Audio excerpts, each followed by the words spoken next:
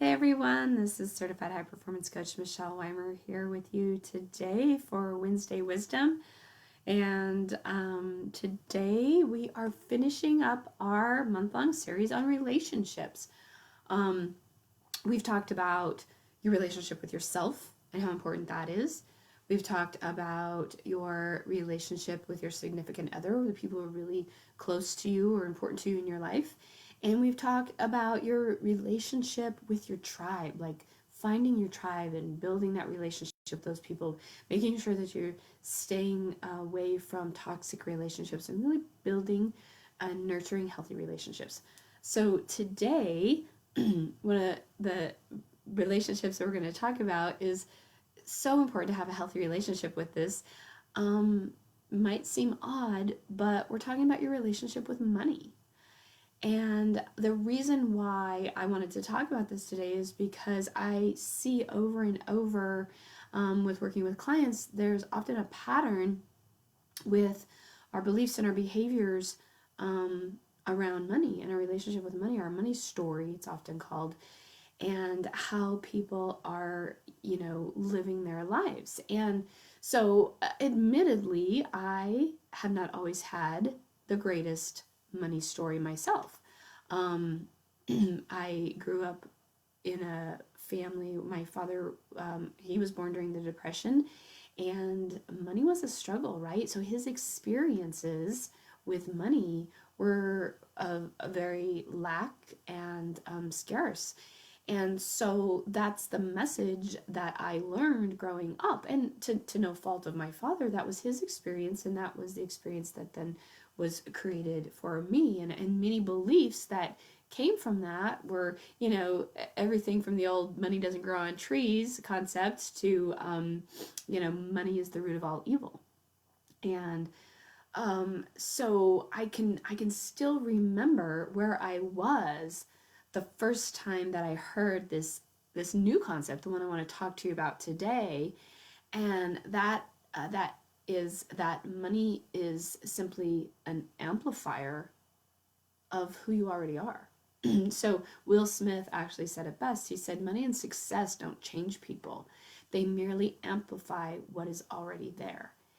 And, again, I remember the first time I heard that and it kind of blew my mind. And I was like, wow, it's true. If you really think about it, I have a very dear friend who's extremely caring and very, very giving and has always been that way her entire life.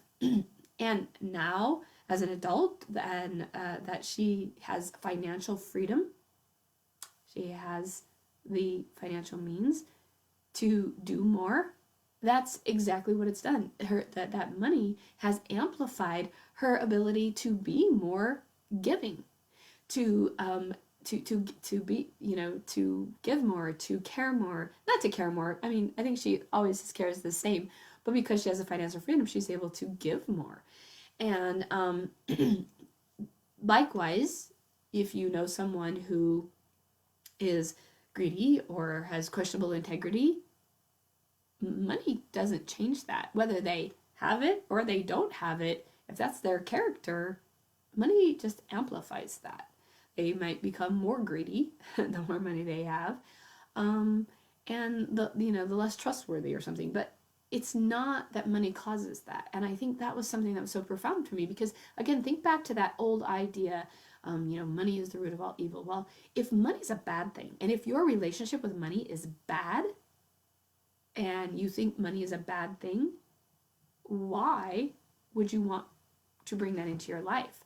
And so people have this internal struggle with, like, I want more, but I don't because somewhere in your subconscious you think it's a bad thing.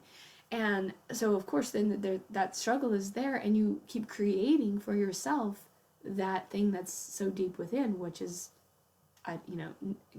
keeping it away from yourself. So it's you're never attracting it, right? And so you have to learn to change your relationship with money, or to nurture and have a healthy relationship with money. So how do you do that?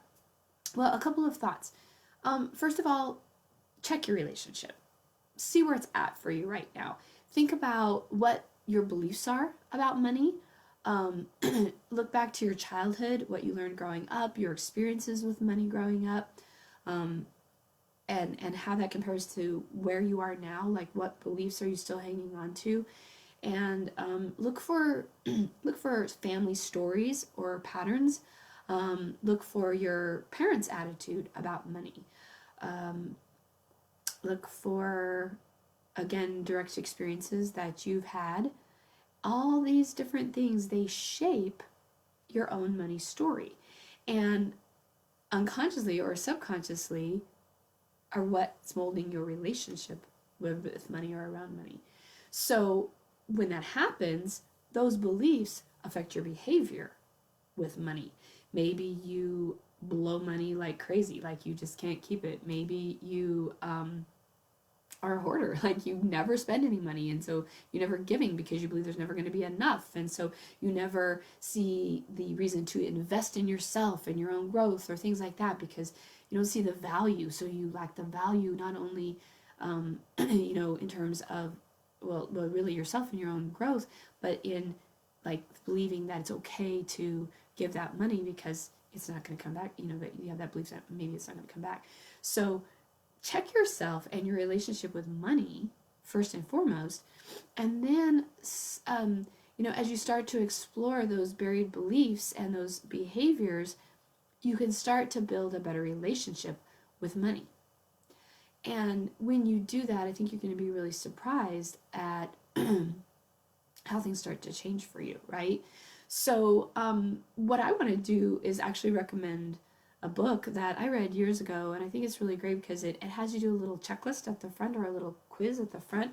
It's called Money, a Love Story, and it's by Kate Northrup, and it was written, again, a few years ago, but she does a great job of helping you identify some of your beliefs around money and some of your behaviors with your money. For example, if you don't even know how much money's in your checking account right now or how much money you spend every month, that's a behavior that you have around money. That means you're ignoring it, you're not paying attention to it, and there's a reason for that. So getting in alignment and having a healthy relationship with money is key to generating and creating more of that in your life. And who doesn't want financial abundance? Who doesn't want financial freedom or a healthy relationship with money? So when you get clear on what those old beliefs are and you can heal those and change those behaviors, that's when things start to change for you in terms of your relationship with money. So that's a little reference for you. I'll put a link to that book in the post today. And the last thing I want to do is just remind you, speaking of investing in yourself, that this is the last chance this week to get the Sweetheart deal on the Success Mastery Program. So if you haven't signed up for that yet, I'll put the link for that as well into the post with this video today. Go there, use the code SWEETHEART when you sign up, and you'll get 50% off of the first month, regardless of what level you choose. And you know what? If after that you're like, this isn't for me, or I don't feel like I can invest in myself that way right now because my money story isn't right, you can cancel after the first month, but give it a try. Get signed up before the end of this week so that you can use that coupon code and get the 50% off for the first month. And as always, Wednesday Wisdom every week. Catch me here. Got a whole new topic for next month. So until next time, this is Certified High Performance Coach Michelle Weimer. Thank you for joining me. Bye for now.